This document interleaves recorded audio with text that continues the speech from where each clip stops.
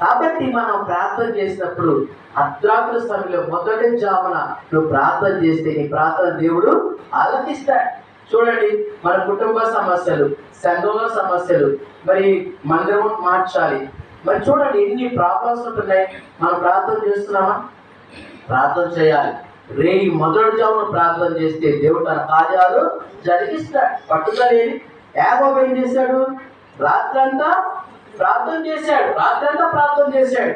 ఏమంటున్నాడు? నీవు నన్ను ఆశ్రయిస్తే కానీ నేను నిన్ను విడవనన్నాడు. చూసారా? నన్ను విడిచిపెట్టి నేను వెళ్ళాలంటే దేవుడు అంటే అప్పుడు ఈయనేమన్నాడు? నీవు నన్ను ఆశ్రయిస్తేనే కానీ నేను నిన్ను విడవనన్నాడు. అప్పుడు దేవుడు ఆయనని ఆశ్రయించి నీ పేరు యాకోబు కాదు ఇశ్రాయేలుగా ఆయన పేరుని మార్చాడు. చూడండి, అలాగా దేవుని యొక్క ఆశీర్వాదం మనం చూడాలంటే మనం ఏం చేయాలి? ప్రార్థన చెయ్యాలి. ఈ జాబును మనం ప్రార్థన చేయాలి. ప్రార్థన చేసి దేవుడు తన కార్యాలు జరిగిస్తాడు. మొన్నగా ఉంటే తన కార్యాలు జరగవు.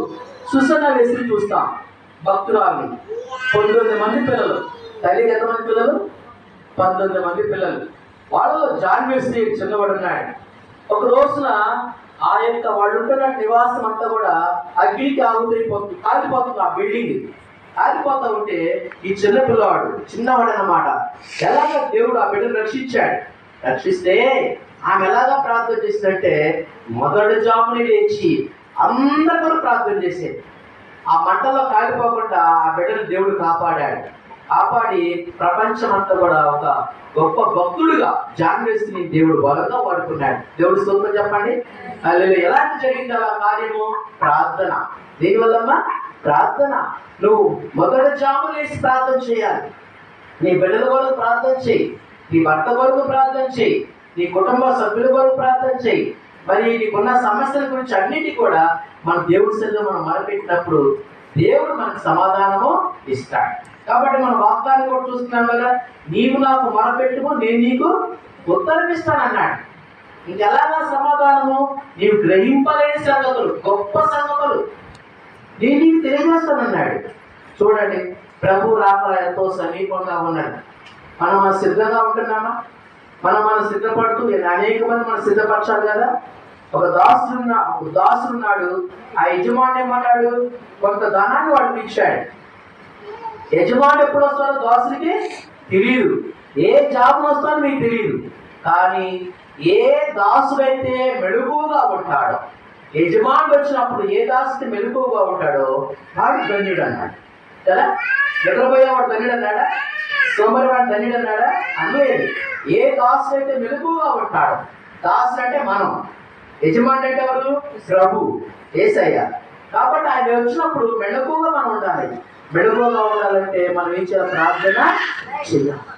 మనం చూస్తూ ఉంటాం కదా, బుద్ధి గల కన్యకలు, బుద్ధి లేని కన్యకలు.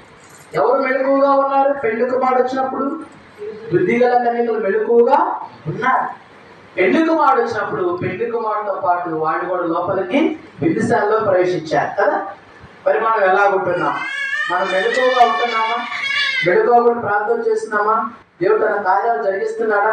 ఆ పేద విధవరాలు ప్రార్థన చేస్తే ఆమె ఇంట్లో ఉన్న సరుకులన్నీ కూడా దేవుడు ఆ ఇంటికి డోర్ డెలివరీ చేశాడు. మరి మన జీవితంలో అలాంటి కార్యాలు జరగాలంటే మనం ఏం చేయాలి? మొదటి జామున లేచి మనం ఏం చేయాలి? మొరపెట్టాలి, దేవుడికి మొరపెట్టాలి. చూడు, ఎన్నో సమస్యలు ఉంటున్నాయి, ఎన్నో ఆర్థికపరమైన ఇబ్బందులు ఉంటున్నాయి, మందిరం సమస్యలు ఉంటున్నాయి. మందిరం మార్చాలని దేవుడు సార్ చెప్తున్నారు. మనం మొరపెట్టాలి కదా, ప్రార్థన చేయాలి కదా. ప్రార్థన చేస్తే దేవుడు కార్యాలు జరిగిస్తాడు. దానిలే గారు కూడా మరి ఎలాగా దేవుడి మీద ఆధారపడే ఎలాంటి విశ్వాసము? మరి ప్రభువా నాకు ట్రైన్కి కొడుకు టికెట్ కూడా లేవు, డబ్బులు కూడా లేవు ప్రభు అంటే దేవుడు ఏం చేస్తాడు? ఆ సమయాన్ని లైన్లో నిలబడ్డాడు, డబ్బులు లేకుండా. డాన్లే గారు ఆ సమయానికి ఎవరో వచ్చేట జాబ్ వేస్తున్నాడు. ఒక ఎవరు వస్తూ వచ్చేసి అయ్యా ఇదిగో అని చెప్పేసి ఆయన చేతులు డబ్బులు పెట్టి వెళ్ళిపోయాడు. అయ్యా నెక్స్ట్ ఆయన టికెట్ కొనుక్కోవాలి. చూడండి అంటే అలాంటి అద్భుత కార్యం జరిగించాడు దేవుడు. కాబట్టి మనము ఆయనకు మొరపెట్టాలి, కన్నీటితో మనం మొరపెట్టాలి. మొరపెట్టే కార్యాలు జరిగిస్తాయి. కన్నీటితో ఆయన పాపాత్మరాల స్త్రీ ఏం చేసింది? ఆ కన్నీరు కాలుస్తున్నది, యేసయ్య పాదాలు తడిపి ఆ తల వెంట్రుకలు ఎంతో విలువైనవి కదా. తల వెంట్రుకలు ఎంతో విలువైనగా స్త్రీలు చూస్తారు కదా, ఆ తల వెంట్రుకలు శుభ్రంగా తుడిచి విలువైనటువంటి ఆ యొక్క పర్ఫ్యూమ్ని ఆ యొక్క పాదాలు పూస్తే ఎంత సువాసన వచ్చింది చూడండి. యేసయ్య ఏమన్నాడు, అమ్మా నీవు నన్ను విస్తారంగా ప్రేమించు కనుక నీ విస్తారమైన పాపములు క్షమించబడి ఉన్నవి అన్నాడు. దేవుని స్తోత్రం చెప్పండి. హల్లెలూయా. మనం ఎలాగా ఉంటున్నాం? దేవుడికి అలా మొరపెడుతున్నామా?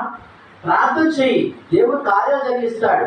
విశ్వాసముల ప్రార్థన, కన్నీటి ప్రార్థన నువ్వు చేసినప్పుడు దేవుడు